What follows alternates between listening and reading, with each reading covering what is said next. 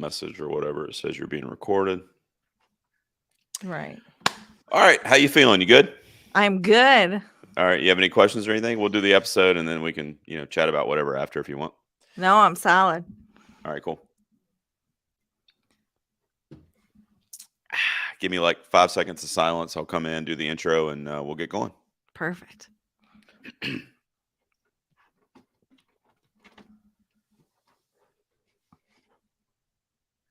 Good evening, ladies and gentlemen. Welcome back to another episode of Two Peas on the Podcast. Thank you so much for joining us as always. And I'm extremely excited tonight because I have a bit of a show regular. I don't know, you've been on a few times. It's been a Yeah. while, though. It's been a while, at least like a year, probably.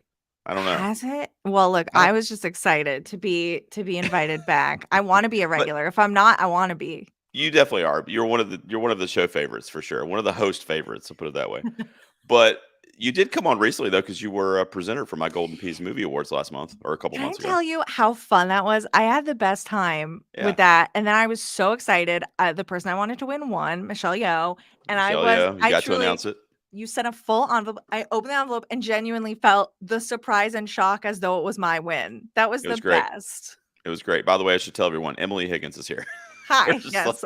We're just like, oh man. But yeah, Emily's here from the Tasteless podcast. You know her from that. And like I said, she's been on the show a few times. She's back. She's here with her cats. They're, for those of you that might watch this on video, they're probably going to make an appearance, which is great. Yeah. Right. We're pro cat here, so that's completely fine. Good. But Emily, how are you though? It's been, like I said, a while since you came on the show. You doing good? I am good. I feel like I was behind on movies. I watched 4 yesterday, so I feel like I'm getting back in the game. Wow. I know. I watched none for 3 weeks, then I watched 4 in a row. Wow. Like recent stuff, or you just went No, crazy? it was The Wrong Missy, Dumb and Dumber, Cocaine Bear, and Ooh. Clock on Hulu. So too old, too new. Wow, I haven't seen Clock yet, so don't give that one away. I want to see that one as a horror junkie. I'm going to check that one out. I will be very interested to hear your take. All right, yeah, I'll have to check it out. Probably check it out. I might check it out tonight, actually, depending on how tired I am when this is over. But yeah, it's on my to-do list for sure. But now we're sitting here talking about movies, which we do a lot on this show. It's a top 5 show, of course. So we're doing that again tonight. But tell everyone now, you came up with this in our chat we have going, and you just said, "Hey, let's do this." Now I have a confession to make to you. Yeah. It's not really confession. I don't know. Why did I say confession? That's so weird. A secret. But tell everyone real quick, like, what are we counting down tonight? We are counting down top 5 movie soundtracks, very specifically, like not musicals, not like soundtracks that use other songs, where Right. real songs that already existed, Popular songs, yeah. became a little tougher than I thought it was going to be. I made some discoveries about songs that I loved, and I was like, oh, that was written for this movie, huh? Now, look, I guess I'm gonna tell you. Now, I started the show in 2016. All right, so it's been like almost 7 years since. In November, it'll be 7 years since I started the show. Yeah. After that first year or so, we started kind of doing this top 5 format, and 2 of the first probably 10 episodes or so that I did, one of them was 90s soundtracks and one of them was 80s soundtracks. Uh-huh. But all right, now that's what I want to tell you. But that was like 6 years ago, also. Okay. But also, what I wanted to tell you is I purposely did not look at my research from those episodes. Ooh, And okay. I mean, you know me pretty well, but I don't know if you know, I have a horrible like I could have done those episodes last week and I wouldn't remember what I put on there. Yeah. So I definitely do not remember. Now, I am pretty sure that at least when we're talking 90s, because I've got in my top 5 here, I've got 3 that would be considered like 90s soundtracks. Yeah. I bet you they were probably on that list when I did that 6 years ago. Yeah. But let me just ask you real quick. So I wanted to tell you that up top, but I don't know what I'm doing. I don't remember. It's like a brand new list. Like I'm so excited to do it. Right. And also I think it's interesting you said, or we kind of agree mutually, we'll just do it doesn't matter what year.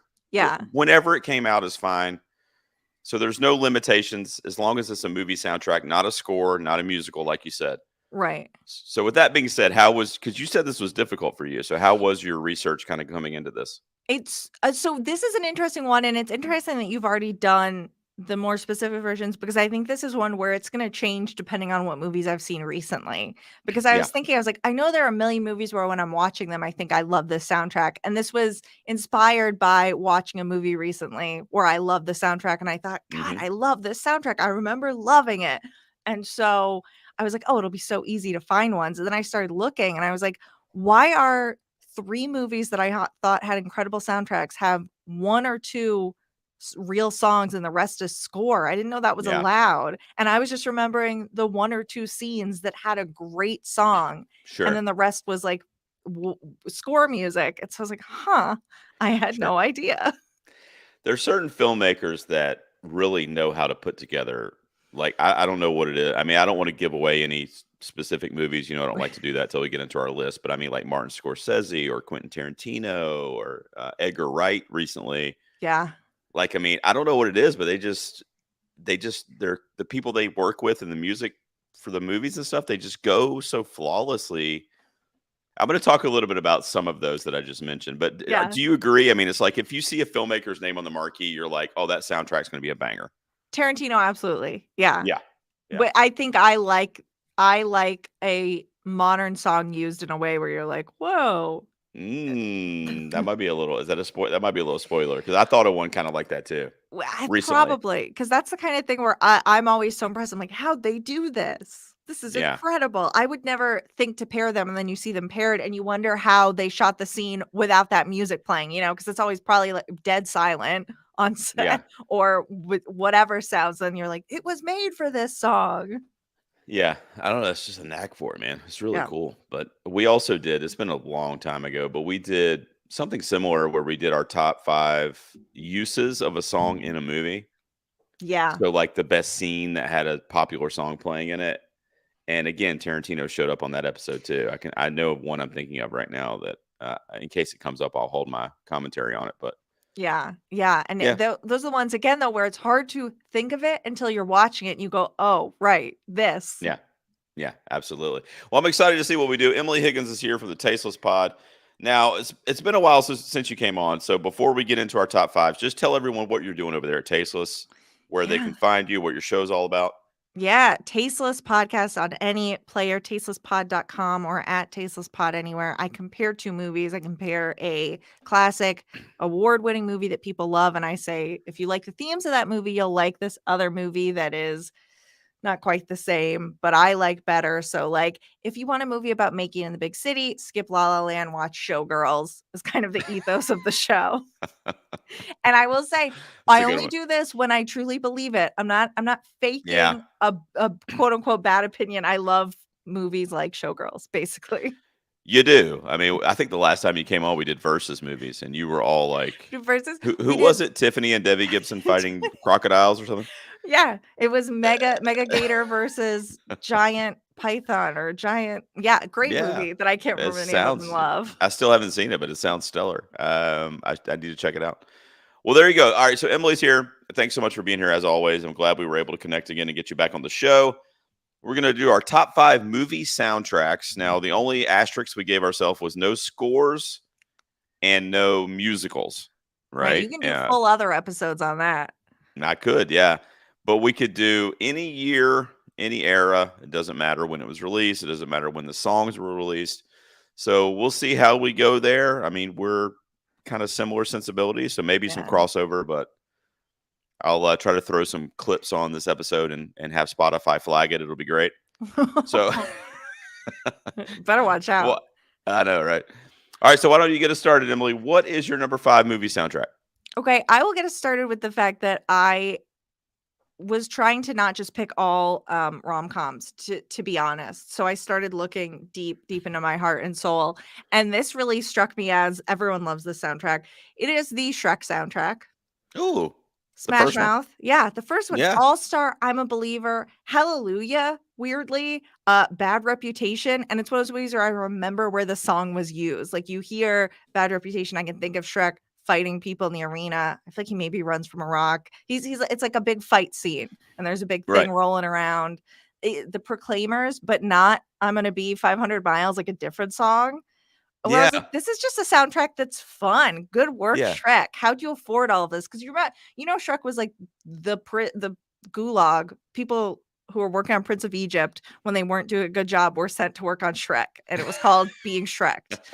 And somehow they got together the money to get a stellar soundtrack that is probably the only reason people care about Smash Mouth. Yeah, I mean, All-Star. I mean, It's so you good. can't hear that now and not think of Shrek. You really can't. No, Isn't that crazy? it's so weird and good for them. I don't think it's not one of the ones where you're like, oh no, it's associated with like Requiem for a Dream. You're like, great, good. I hope you do think about Shrek. Yeah, no, that's a good one. I have the track listing in front of me, but you're right. There's a lot of memory. Hallelujah was like such a beautiful, like, And it was so it's just, like sad. montage. Like, yeah, no, Yeah. that's crazy. The great soundtrack though. And great movie. Shrek 2 is the best. Shrek 2 is a masterpiece. I need The to sequel. revisit. I Yeah, one of love the the best sequels ever, honestly. I mean, that might be a bomb drop, but definitely in the animated world. All right, so Shrek's your number 5. Now, look, you might know this. I graduated high school in 94. All right. So I was in college for most of the 90s, to be honest with you. And I'm a big 90s guy. So, like, grunge music, Nirvana is my favorite band of all time.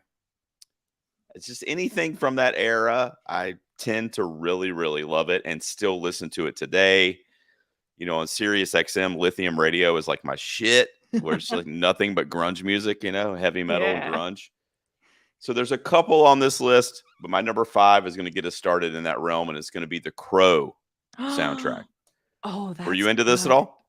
I don't remember. I remember the overall vibe. I remember the Crow's general thing.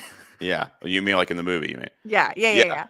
So this is a heavy metal / alternative music soundtrack. It's got The Cure on there doing one of my favorite songs of theirs, actually, called Burn. Stone Temple Pilots, Nine Inch Nails, Rage Against the Machine, Helmet, Violent Femmes. Who else is on there? Henry Rollins is on there. So, and it came out in 94, which, like I said, I graduated a couple months after this movie and the soundtrack came out. So this was just heavy, heavy rotation for me. And it really is one of those soundtracks that like kind of tells the story of the movie that it's representing too. Like it's the sound equals kind of like what you see visually, which sometimes can be cool when a soundtrack, like kind of what you said earlier, where it doesn't really go with what you think it will be. But then on the Right. flip side, you have a soundtrack like The Crow, where it's like, oh, that's exactly the songs that should be in this. Like it's raining all the time, it's dark, it's dreary, it's sad and angry, and like that's what the music is too. So it kind of matches what's happening in the film. But some bands that I love that I listen to just constantly, and this is a freaking banger. Slaps really hard if you're into that kind of music. Are you into grunge, by the way? You're like the 90s rock stuff, or I mean, it's okay if you don't. I'm just curious. I'm going to say, to be honest, most of the music on my iPod comes from movie soundtracks and then like Britney Spears and British girl bands. So I do not have a varied diet Oh unless it's from a man. soundtrack. So I think I'm going to get into grunge via the Crow soundtrack. All right, well, that's fine. You sure? That's a good one. I got one coming up later for you for your like Oh, entry. okay.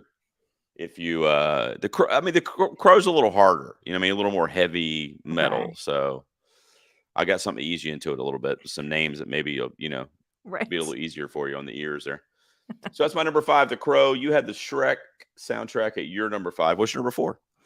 My number 4 is another film that I love that maybe it didn't first come to me about soundtrack, but I was trying to think. I was literally scrolling through the collection of DVDs that I have. Like, what do I love?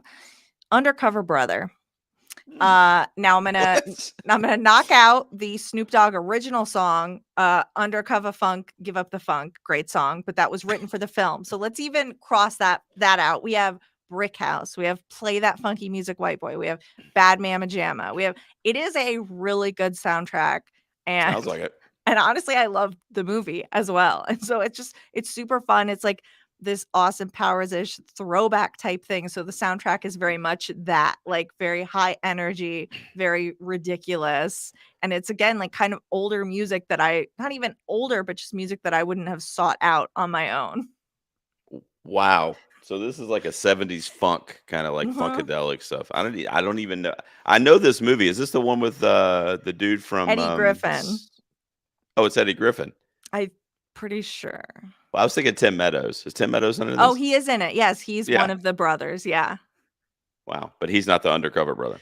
He's not the undercover. He's part of the network of brothers, and then Neil Eddie Patrick Griffin. Harris is the white brother. Denise Richards is white she-devil, Oh my god, I love this. etc. It's I love it. and they're all in the music video for the Snoop Dogg like song that was written for it, which I always think is so funny when they do the movie music video. Yeah, yeah, that And is hilarious. when they actually get them in it, and it's not just them cutting to clips from the movie, but they actually are Right. standing there with the band like, "I'm dressed up like my character. What am I doing here?" That's hilarious. I thought the movie was already shot. What am I doing? Undercover brother. Wow. I love it. I did not see that coming. My number 4, I try to give a little representation to some different decades. So the movie is from the 90s, which as I've already mentioned to you, is going to be a big kind of presence on pretty much every list I do, to be honest. But the music is from the 1970s because that's when the movie takes place, which is Dazed and Confused. All right, Yeah. so that's my number 4. The Richard Linklater classic, comedy classic. They did a second, like I think like a couple years later, they put out a second CD that was called Even More Dazed and Confused, and it had even more songs from the movie. And these are all just like, Kiss and Alice Cooper, ZZ Top, like all these old 70s Southern rock kind of icons that my Yeah. dad was into big time. And he was spinning the records of a lot of these bands when I was growing up.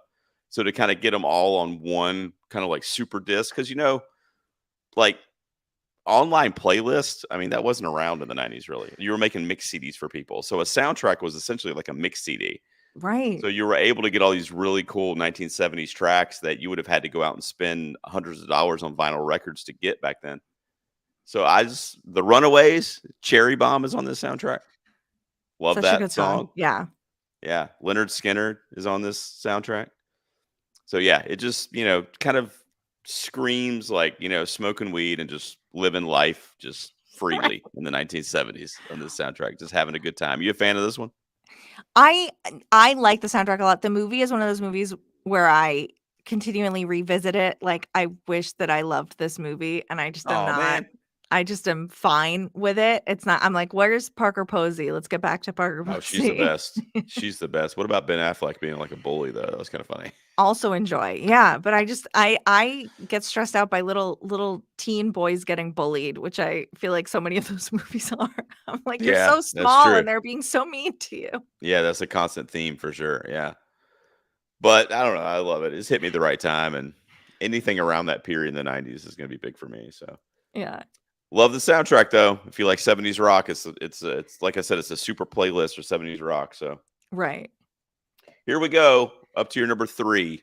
How can you top Undercover I Brother? know.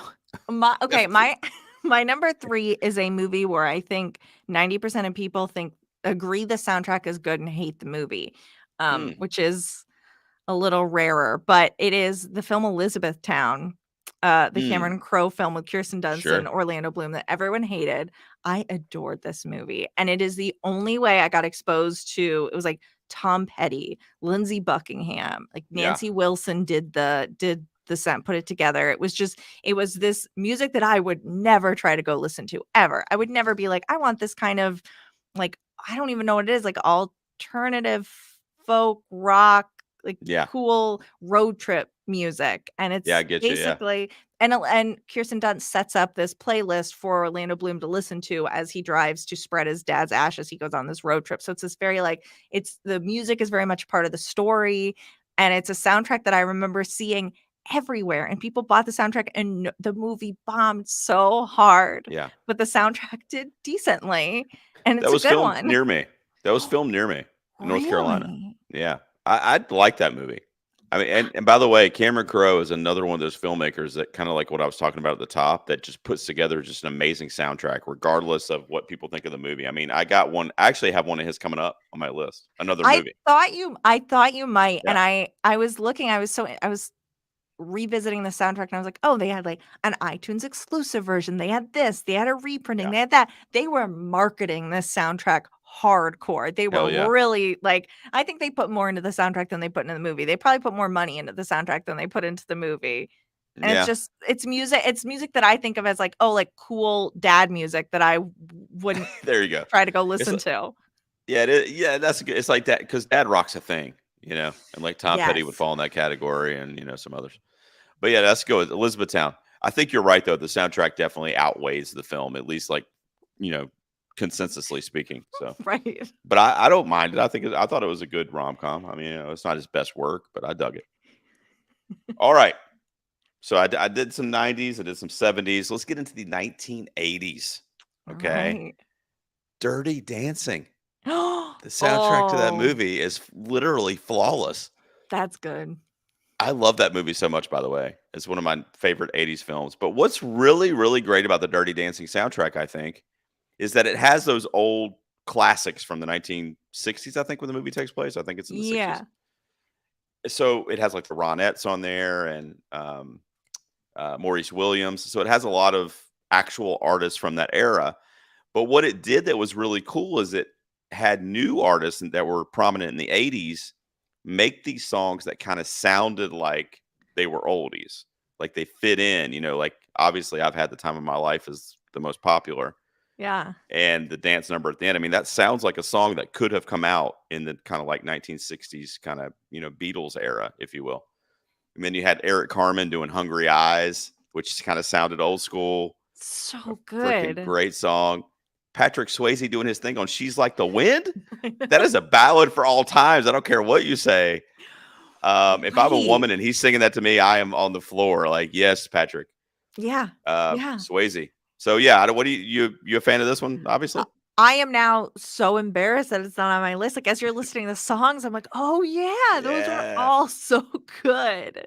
they're really good. It's such a good soundtrack, and it's a feel good soundtrack too. Like Right. it's Where got if you're listening, if you put it on and you're doing something else, you're just like, yeah, you know what? I am ready. Dirty This is Dancing. great. Yeah. So you a fan of the movie too? You like the movie? I have only seen it once. Oh, you gotta revisit it. And I I love need that to film. revisit it because I watched it for the first time and was like, oh yeah, this is This is fun. one of the first movies. I was only like, which I don't know, maybe this is bad. I don't know. Well, that's not too bad, I guess. But I was gonna say I was only like 12 or 13 when it came out. Yeah. And this is one of the movies I can remember like early on seeing multiple times in the theater. Yeah. I kept asking my parents to let me go see it again because I loved it so much. I was so fascinated by it. Did you get into like the dancing element at all, or it was just the movie itself? That's just a story. I don't know. Yeah. I was kind of enamored by the 1960s aesthetic, and yeah, I don't know. I was just kind of starting to learn about that stuff and those Yeah. different eras, and it was just very fascinating to me. And I don't know. It's such a kind of a hero story, like a love story. And I mean, I was a Right. 13-year-old boy, so I probably didn't mind the dirty dancing aspect. As far as I recall, it's not I mean, it wasn't too super bad. dirty No, dancing. it wasn't bad. No, it wasn't bad. I think it was PG back then because it was I before think PG-13. so. They were just like, oh my God, he touched her. It's their dirty dancing. Right, he touched her He hiney. flung her That happens all the around. time now. Yeah, Right. we're good. Dirty dancing. It should just been called dancing. What are you guys talking about? I Have saw you seen that Dancing with the Stars? the trailer for Flashdance coming back to theaters, and I was like, I saw the other one. I saw Dirty Dancing. I never saw Flashdance, so I feel like I need to Yeah. watch Flashdance. Flashdance is a good one. Another good soundtrack too, by the way. That's a good one. Mm. It's not on my list, but that's a good one. All right, so there we go. Dirty Dancing for me is my number 3. We're up to our runner-ups. So far, you're definitely surprising me, which you do every single time you come on the show. That's why I love having you. What is your runner-up? What's your number 2? Okay, so my runner-up, I went with the most obscure film on my list, which is a film called Debs, and it is about I think I know this. it's a girl played by Sarah Foster is in like an organization who basically stops criminals, and Jordana Brewster is a criminal named Lucy Diamond who steals diamonds, and they course fall she in is. love, but they're not supposed to be together. And Holland Taylor's in it. It's just like it's so good. It's like it's a rom-com, but it's like a spy thing. Jordana Brewster does not get enough due. Fast and Furious, No, they love her. underutilize her every time, except for Yeah, they maybe the really do. last one. They kind of did better, but they need to do better. But So she this is fairly recent then. Do you have the year on this? no, this is Oh, it's not. old. This is like 2000. Now I gotta look because I'm very curious, because I saw this movie ages ago and it was post Fast and Furious, but Well, it like couldn't have been that old though. 2004. Okay, oh 2000, four. All right. right. So not That's old almost old. 20 years though. If you think, yeah, it's Oh crazy to my think about. god, But yeah. yeah. But the thing is, it has this soundtrack that introduced me to all of these other types of music. So The Love Cats by The Cure, which I had never heard. A Little Respect by Erasure, Erasure. which Erasure, which she Eraser. lip syncs to. Eraser. Yeah, my favorite band, Eraser. Eraser. Yeah. Yeah. They open for Pencil. They're great. And she does this whole lip sync with Jimmy Simpson, which I am a sucker for a lip sync in a movie. Like New Order, the Oh wow. Donnas, The Weeknd. Like I was looking at Goldfrapp, all these, and this was a lot of time my first introduction to all these bands that are really cool. And Yeah. I cannot hear A Little Respect without thinking of Jordana Brewster popping into frame, lip syncing into a pool cue. And it's just it's a soundtrack that you could put on as like background music for a party. You could listen to it in your car. And nobody who hasn't watched a film would associate it with the film necessarily. It's just like this great mixtape, basically, like you said. Like if a friend made me this mixtape, I would be delighted and Yeah. honored. Yeah. That's awesome. Wow. This is one that I'm unfamiliar with. The movie as well. Although the title kind of struck me like I think I've heard of that. But if I It's look it up, maybe it'll, when you get the see juices going. the poster is everyone in the shortest skirt. Megan Good is in it. Like it's really goofy and funny and like mid 2000s Yeah. weirdness. It sounds like I love the plot that you described. That sounds great. It's so fun. And I do love Jordana Brewster too. So yeah. She Wow. gets to Okay. shine. She gets to be sassy. She gets to be serious. It's So the you role said she was. Debs. Debs with dots in between each letter, DEBS, because it's their organization is like dignity, energy, beauty, strength. It can't be energy. I don't know what E is. Eraser. Dignity Eraser. Eraser. Yeah, exactly. Oh Exactly. wow. That sounds amazing. I have to look that up immediately, and I will. I've been taking notes the whole time you were talking.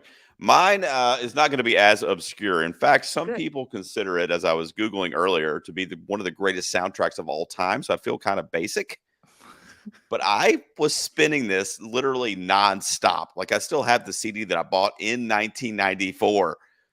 I had it. I had a little one of those little visor like CD things in my car that was on my what do you call Yeah. it? I guess it's a visor is what you call it. But it had Yeah. like the little sleeve to put the CDs in. I still have this exact CD that I was spinning all the way back many years ago. But it's Pulp Fiction. We were talking about Mr. Tarantino, and this is not where it started because he had some other ones before this that were also good, but it was the first time, at least that I knew of and that I had become a fan of, where he was intertwining dialogue from the film with Yeah. songs from the movie. And it was just so like I felt cooler listening to it. Does that make Yeah. sense? Like literally I would listen to it and I'd be like, I'm cool right now as this is playing. 100%, because I think Tarantino, he loves movies, like, he loves the art of it, and I think he also loves music, and you feel that in, like he considers that such an important part of the movie, and Yeah. you get that, that comes across.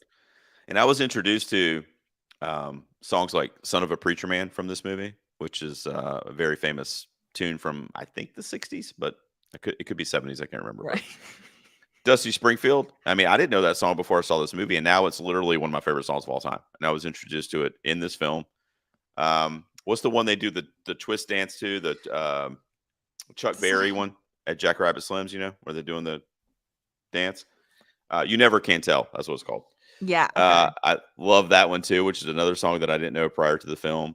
I love the "Girl You'll Be a Woman Soon" cover, which I think was a Neil Diamond song originally. I think. It feels like And it. and Urge Overkill was the band that remade it for the soundtrack, which is the version that plays in the movie when Mia is waiting on Vincent to come over, and she has the big 8-track player or whatever, and she plays the song. Just such memorable, kind of iconic visuals that come from this movie and scenes that come from this movie, and all of them are kind of accompanied by one of these tracks that when you hear it, I'm just immediately transported to that scene in the movie. Yeah. Like that Al Green song, "Let's Stay Together," is a freaking banging classic. And that's the song that's playing when Bruce Willis goes to see Marcellus for the first time, and that song's kind of playing in the club in the background, so it's kind of faint or whatever. It doesn't really Yeah. stand out, but it just accompanies that scene. And now I just see Bruce Willis walking in that room when I hear the song.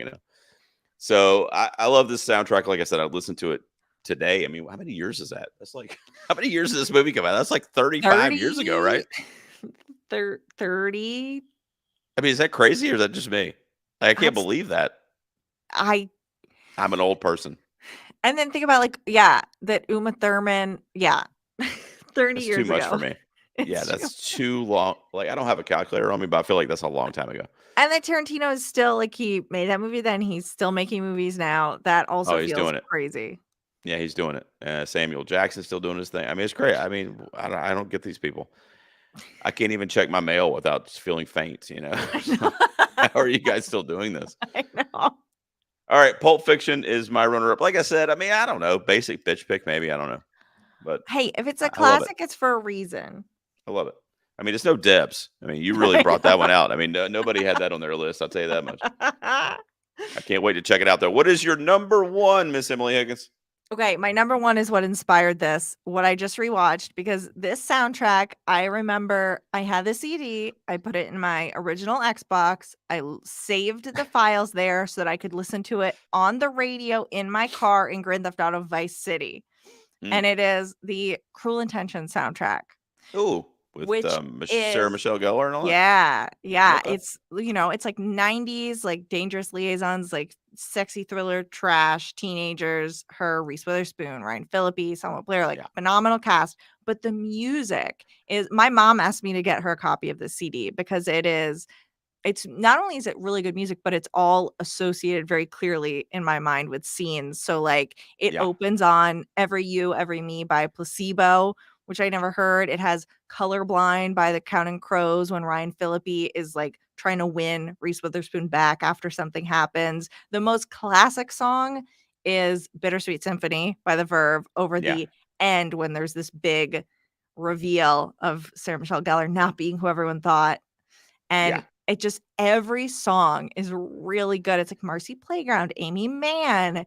It is such a Yeah, it's good moody shit. ambient soundtrack that you can just I have put it on multiple times when people are coming over and I'm like, I don't know what music this person likes or what to do. And I just put it in the background and it Yeah. crushes. It's like the perfect, like it's on, there's something to listen to. It's like Yeah. mellow. It's so good. This is another one that I mean, I love the movie. And obviously I heard the songs when I watched the movie, and I remember the Bittersweet Symphony. I remember that kind of being attached, at least in my memory, to the film. But I mean, generally speaking, I don't remember a lot of the songs from it, so I'm excited to revisit it because that movie, I love that movie. I mean, I don't It's know. I feel like that's so a guilty pleasure when I tell people that, but I'm like, I it's just just so good. I rewatched it with multiple people thinking they were gonna have the best time, and they were all like, "Ew, like, what's up with that movie?" And I said, "What?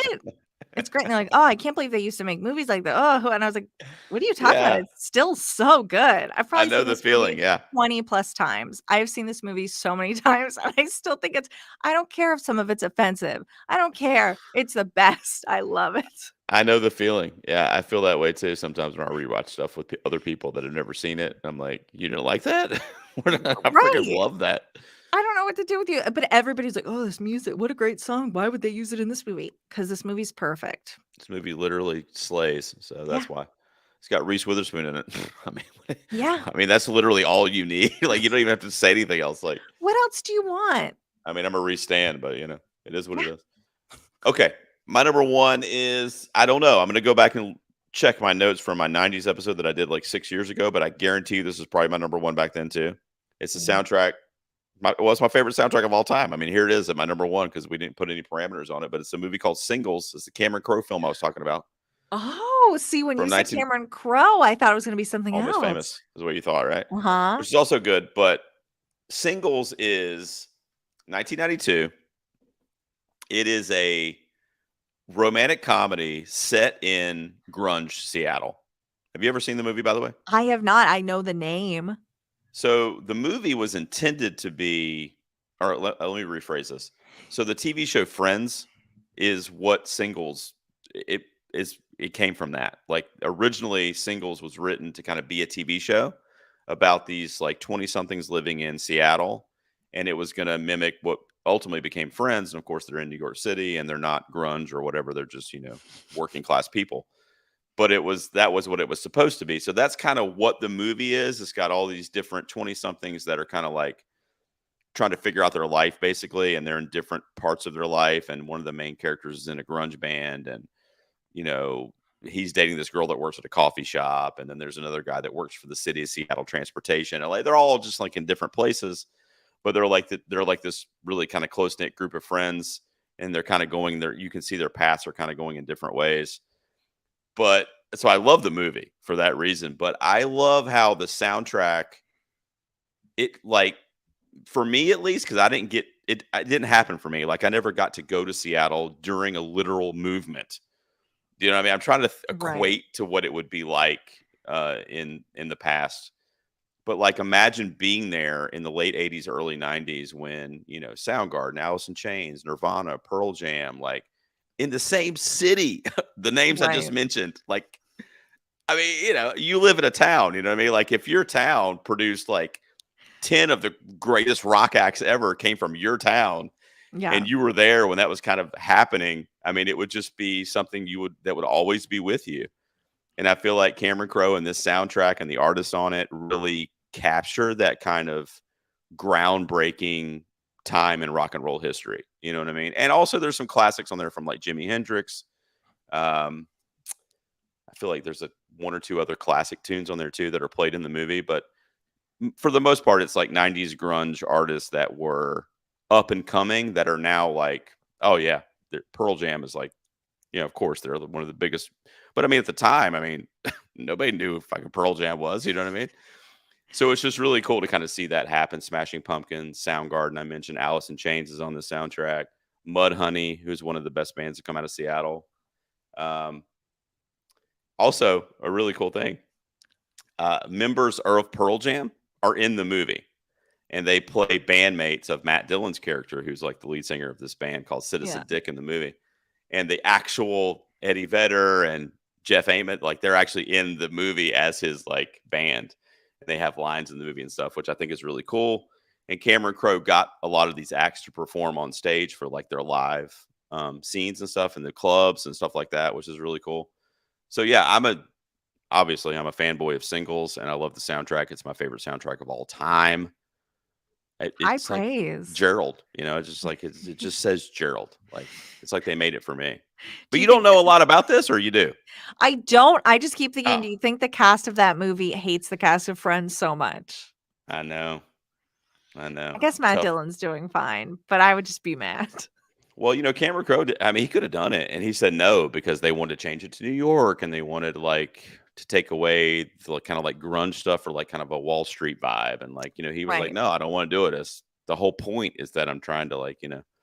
So he just ended up doing it as the movie Singles instead. Right. But I don't know. People love Friends, so that's fine. Sure, you can have Friends. I'll have Singles, and I mean, I don't dislike Friends. My wife loves it. I mean, it's a good show. I watched it in the Yeah. '90s when it was on. So Well, Bridget Fonda's in this, by the way.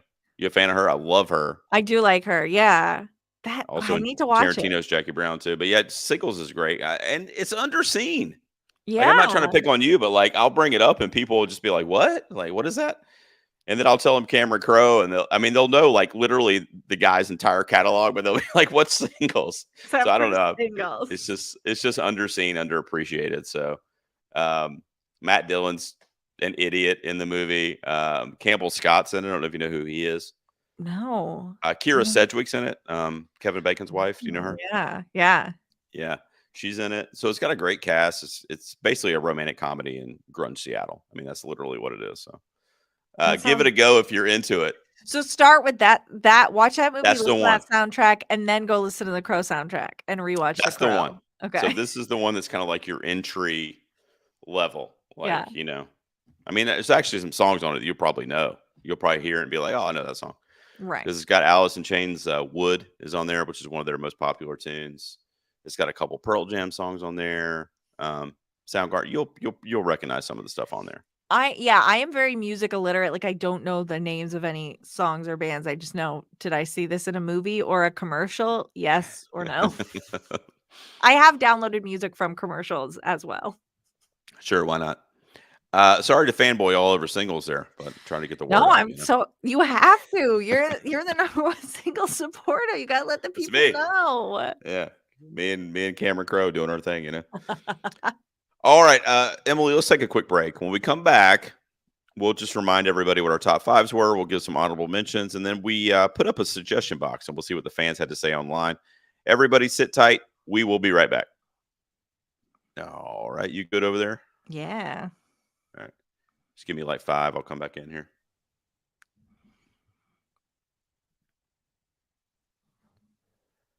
Welcome back, guys. I hope you enjoyed the conversation pre-break as me and Miss Emily Higgins discussed our favorite movie soundtracks. I went heavy 90s. Emily went heavy Undercover Brothers / Debs. I don't know. I don't think you really had a theme though. But you know what? I'm excited because with the exception of Shrek, I don't really know a lot of these, so I'm gonna check them out. I'm gonna be my Spotify is gonna be busy the next few days. I know we both had kind of opposite areas We did, of the spectrum of music. but that's cool though. I mean, I think Yeah. that makes for a great episode. It's a little kind of all over the place. So remind everybody real quick, what was your top 5 again? I got Shrek, Undercover Brother, Elizabethtown, Debs, and Cruel Intentions. I love that. My number 5 was The Crow. Number 4 was Dazed and Confused. My number 3 was Dirty Dancing. Number 2 was Pulp Fiction, and my number 1 was Singles from Mr. Cameron Crowe. We both had a Cameron Crowe though, And we both which is had interesting. an underseen or underloved Cameron Crowe. That's true. That's interesting. I think. I don't know why. I'm like, We're wow. out here repping But for I mean, Cameron Crowe's yeah, his back catalog. he does good stuff though. We know he knows what he's doing. All right, so let's give some honorable mentions, Emily.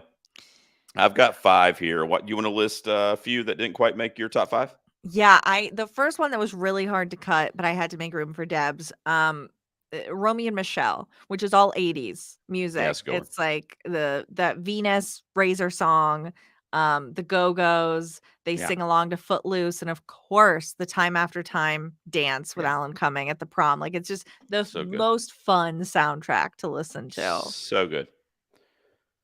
What else you got? So here was where I realized that some of these things that I thought would definitely be on my list couldn't quite be on my list because they didn't have enough real songs on them. But Matilda, the 1996 Matilda, Rusted Hmm. Root on My Way, Oh is in yeah, that movie. Two like pivotal scenes, and I think of it so often. And I remember I went to like a Montessori elementary school, middle school, whatever, going over for CD time so I could put in the Rusted Root CD so I could listen to that song.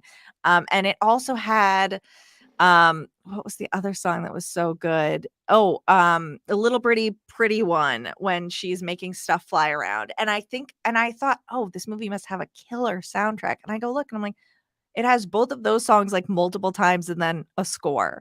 But I will say I would buy this soundtrack CD just to listen to those 2 songs a just for million those. times. Yeah, Yeah, in the same vein, Wet Hot American Summer, thought it must have had the best soundtrack. That song Higher and Higher from the montage, I thought, "Oh, that must have been a famous song." No, it was made for the movie. oh That wow, wasn't a I was like, I and didn't know that. the fact that it opens on that song Jane by Jefferson Starship, I thought because I just watched Cocaine Bear opens on the same song. Elizabeth Banks directed, made that film, produced that film, and was in Wet Hot American Summer. Yeah, It had the exact same opening song, used much better in Wet Hot American Summer, I will say, which has a good soundtrack, but I love that soundtrack for Higher and Higher, which is like a weird original score-ish song, I yeah, guess, even though it has lyrics. Like it felt too in the gray for me to make it a top yeah. hit. And here's the one that I'm wondering how you the Kill Bill soundtrack. Oh, it's great. I was like, some of these songs, there were so many score pieces on there, but just having the whistling, whatever that song is. Yeah, with It was, Daryl Hannah doing that. Yeah, and yeah, well, it had a lot of instrumental stuff it too, which I did, but thought was great. Like I really liked the song with the Crazy 88 in there when the instrumental. well, and they do like the cover of Woohoo. So I was like, well, that Mhm. doesn't quite count. And then, but Bang Bang by Nancy Sinatra. He took Yeah, every like real song and kind of did something else with it. So I was like, this doesn't quite count, but I'm still listing on my honorable mentions as something I want to listen to a million times. it's a great And one. same for Sucker Punch. Like great soundtrack, but a lot of the songs were re-recorded by like the cast and stuff where I was kind of like, this doesn't quite fit what I'm going for, but I will listen to it a million times. Yeah, right. Interesting. We didn't have any in our crossover either. So my number 6 would have been Garden State. That's a soundtrack Classic. that kind of got me into indie rock, really, because there's a lot of bands on there that I didn't know prior to that soundtrack, like 07 and um, oh god, I can't remember the one that I really, really love now. I should have had it pulled up here, but anyway, sorry. In-depth analysis here on Two Piece, but there's a couple artists that I didn't know prior to Garden State. The Forrest Gump double CD was like, Oh, I mean, absolute greatest hits from like 1950s to 1970s, and it was literally a double disc because there were so many songs featured in that movie, and it was all over the place, covering 3 decades. So I love that soundtrack. Eminem's 8 Mile. yeah. Well, LFG, let's go. I mean, he's telling his story, Mom Spaghetti, the whole thing. Introduces to 50 Cent on that soundtrack. Oh, There's yeah. there's some bangers on there. And then the last two I would have had would have been Oliver Stone's Natural Born Killers. Oh, It's a really good soundtrack, and it also incorporates dialogue from the movie, similar to Pulp Fiction. I think it was the same year as Pulp Fiction, or maybe even the year before. But the one takeaway from that soundtrack is the scene in the movie that's playing Back in Baby's Arms by Patsy Cline, when Woody Harrelson comes back to Juliette Lewis after killing her father. It's like a bloody, just like insane, like literally insanity. It makes Stanley Kubrick look like Walt Disney. I mean, it's crazy. And then that song's playing, which is a crazy juxtaposition from what we've been watching. And I literally became a Patsy Cline fan based on hearing that song in that scene, which is crazy. But right. now I love her and can quote half her catalog now, And then the last one is Guardians of the Galaxy, which is pretty recent, but I mean, really you could say any of them, but I mean, I put the first one on here. Yeah. And they kind of, part of the kind of narrative is, his parents making him mixtapes and Chris Pratt, and that's kind of what he's listening to when he's out in space or whatever. So I don't know. It's Yeah. a lot of throwbacks and some sweet tunes from the 70s and 80s show up on the soundtrack. So Yeah. I wanted to give it a shout out. So there you go. We did good there. There you go, guys. Our top 5 and then some movie soundtracks. Now, Emily, to end every episode, we'll head over to social media. And what I do is we open up the old suggestion box. And I just said over there, what are some of your favorite movie soundtracks of all time, any era, and no scores? Let's see what we got. Jared, patron and friend of the show, says Pulp Fiction, The Crow, The Matrix, Clerks, and Oh Brother, Where Art Thou? Oh, brother, we're out thou. I almost had on my list. I should have had my honorable mentions. And that movie I remember very distinctly. One Christmas, my parents each got each other the soundtrack CD. So they both opened their gifts and had each gotten each other Oh Brother, We're Out Thou. Oh, And I that's was like, hilarious. wow. Must be a good one. That's Yeah, funny. exactly. Let's see. Tony Dabish, friend of the show, says Pulp Fiction, Dazed and Confused, Boogie Nights, which is also a good one I considered. Almost Famous, American Graffiti, Friday, Forrest Gump. What do you think? Yeah. I mean, all Yeah, solids. good shit. No one's wrong so far. Yeah, good shit. Joey Mills says Dirty Dancing immediately comes to mind. And he's also got Guardians of the Galaxy and Purple Rain. We didn't mention Purple Rain by Prince tonight. What do you think about that one? I'm going to say I know maybe 0 Prince songs except for Julie Roberts singing one in the bathtub in Pretty Woman. Oh yeah, what was that? That's Was a good one actually. That's what song was that? that the beret one? Was that Raspberry Beret she was doing Was in it? that scene? I don't know. Oh, that scene is so good with the Walkman on and she goes in the bubbles. Yeah. And that's perfect. She really That's hits actually those notes. that's Chef's Kiss cinema right there. Let's see. Paul Chomo says Singles. That's my number 1. Thank you, Oh. Paul. Pete from the Cobra Kai podcast says Waiting to Exhale. How about that? Whitney. Ooh. Yeah. Yeah, there we go. Whitney and Vivica Fox doing their thing in that movie. Friday, The Lion King, Saturday Night Fever, and Footloose. The Lion King, really any Disney movie would have been kind of like musical for me, so I didn't really touch Disney. Yeah. I mean, right? Yeah. Although I'm thinking Is now it- that 2 people mentioned it, I need to see Friday. You do. Friday is a banger. That's Dr. Dre had a lot. I think he was a producer on that soundtrack. So it's a lot of like 90s kind of gangster rap feel, Josh Ragland, patron and friend of the show, says Reservoir Dogs, which is the first Pulp Fiction, or I'm sorry, the first Quentin Tarantino soundtrack. He also says Pulp Fiction, Judgment Night, Singles, Garden State, High Fidelity, and Reality Bites. Reality Bites is a good one. I'm kind Yeah. of bummed I forgot about that one, actually. But yeah, that is a great soundtrack. Let's see. Joey Austin says Beautiful Girls and Dazed and Confused. Mario, patron and friend of the show, says Grease, Saturday Night Fever, Clueless, and Waiting to Exhale. Clueless was almost on mine, but I was like, if I'm, Yeah, it was Clueless is a good one. close. That is a good one, though. Chris Green says he can't believe nobody has mentioned the Dumb and Dumber soundtrack. Didn't you just watch that I yesterday? did just watch it. I don't remember any song in it. I just remember that the van was covered in hair. I was really focused on that. It was a sheepdog. Oh, Yeah, right. Yes. yeah, that's good. Yeah. Kathy Ross says The Big Chill. That's a great one from the 80s. Good call out there. Brad Hargers, patron and friend of the show, says The Crow, Hackers, Tank Girl, Ooh. and Empire Records. Empire Records and Tank Girl are good shout outs. Yeah, Tank Girl. I didn't think about the music in that, but thinking about the vibe of that movie, I am not surprised it has a good soundtrack. Dan Brennick, patron, friend of mine, friend of the show, friend of yours, live stream producer. You know that guy.